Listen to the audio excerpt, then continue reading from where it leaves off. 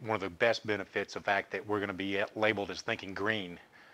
When you look at the fact that you can flow millions of gallons of water and only use a couple of thousand gallons of water, I think that benefits not only the fire service but all of our communities. Right now we've had plenty of rain in Texas, but I don't think that that's always the case. There's lots of times that we're looking around trying to wonder where our next glass of water is coming from. Well, the Lewisville Fire Department, we basically sold this to our administration, City Hall, under three main things. The first thing is it would be what we just talked about as far as the decreased use of water supply.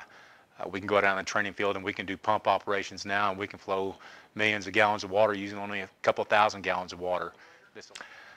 I think one of the best things that you look at whenever you're dealing with FD International and you start off with, okay, do I want to purchase this simulator? It seems like, well, this is kind of an expensive thing, but when you start breaking it down, what you would pay to do your pump testing, what you would pay to do some training if you had to go somewhere else to do it, I think you'll find that the dollars are well spent. Lewisville Fire Department having 7 stations, 3 shifts, just like everybody else, and we're trying to train 140 guys on how to do pump operations. When you first look at it, you kind of go, wow, this is too good to be true. It's so simple. Why didn't I think of that?